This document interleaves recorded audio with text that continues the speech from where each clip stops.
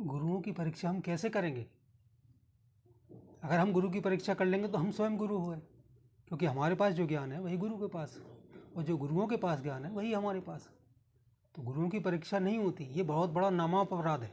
आपके जितने पुण्य है ना, 1 मिनट में 1 सेकंड में सब नष्ट हो जाते हैं। ऐसा संशय नहीं आना चाहिए। दूसरी बात, श्रीमद् भगवद गीता में भगवान ने कहा है कि उद्धरेद आत्मनात्मानम न आत्मानम अवसादयेत। इस जीव को अपने कल्याण का प्रयास स्वयं करना चाहिए। क्या मतलब ये है कि हम अपने पतन में और उत्थान में स्वयं कारण है। परीक्षा स्वयं की होना चाहिए। कैसे? कि अगर हम किसी से भोजन मांगे, भोजन हमें मिल गया, लेकिन भूख तो अपनी चाहिए ना। भूख तो नहीं मिलेगी उधार। अच्छी व्यवस्थाएं हैं, एसी कमरा है, सारी व्यवस्थाएं, सारे सामान मिल गए, लेकिन नींद तो हमें अपनी चाहिए ना। तो हम अपने उत्थान और पतन में स्वयं अपने कारण हैं। गुरुओं, कितना भी बड़ा गुरु बना लो, गुरु बनाने से कल्याण नहीं होता। मूढ़क हृदय न चेत, जो गुरु मिले विरंच सम। तो क्या हम रावण से भी ज़्यादा विद्वान हैं? तो इसका मतलब ये है कि गुरु बनाने से ही कल्याण नहीं होता।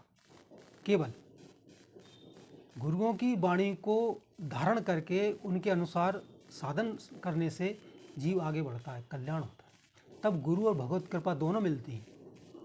केवल गुरु बनाने से कुछ नहीं होगा।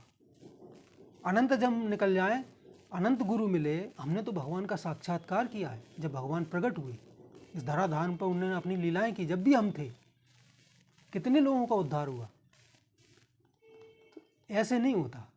हम अपने उद्धार और पतन में स्वयं कारण है। और जब हम श्रद्धा विश्वास के साथ, शरणागति के साथ सदगुरु और भगवान की शरणागति कर लेते हैं और मान लेते हैं, तो जैसे पके हुए फल पर तोते चोंच मारते ना आके, ऐसे ही भगवान की और सदगुरुओं की कृपा अपने आप आपको मिलने लगती है। तो इसलिए परीक्षा की बात मत लो, परीक्षा स्वयं की करो। अगर आपको अपूर्णता महसूस हो रही है, आप जो सोच रहे हैं शांति, दुख, अशांति, फलाना ढिकाना, ये सब नहीं हो रहा, अपूर्णता महसूस हो रही है, कहीं शांति नहीं मिल रही, तो इसका मतलब है कि कमी हमारे अंदर है। वो अगर आप, कहने का मेरा मतलब ये है कि अगर आप किसी को आपने गुरु बनाया, वहाँ से आपको अगर कल्याण का मार्ग आपको नहीं मिल पा रहा है, तो आप दूसरी जगह सुनिए, समझिए, और जहाँ सुनने समझने से आपको मार्ग उचित मिल रहा है, उसके अनुसार आप साधन संपन्न करिए। सच्ची दृढ़ विश्वास से, श्रद्धा से सदगुरु बनकर स्वयं भगवान आते हैं। कृपा सिंधु नर रूप हरि। पहली बात तो यह है कि गुरु ढूंढने से नहीं मिलते, लेकिन हम क्या है आजकल कि बड़े बड़े गुरु ढूंढते हैं और सोचते हैं कि बड़े गुरु से जुड़ गए तो कल्याण होगा।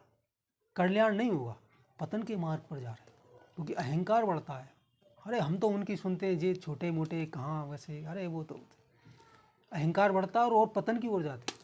सबसे पहला कार्य, गुरु बनाने से भी पहला कार्य पता है क्या है?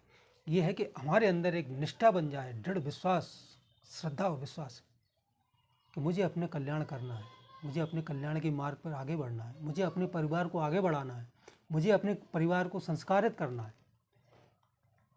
जब ऐसी बात दृढ़ होती है, जब गुरु बनाने की बात आती है, हम देखा देखी बना लेते हैं। इसीलिए जो है हमारे मन में ऐसे प्रश्न भी आ जाते हैं, गुरु की परीक्षा कैसे करें। आप समझ में आया ना बात?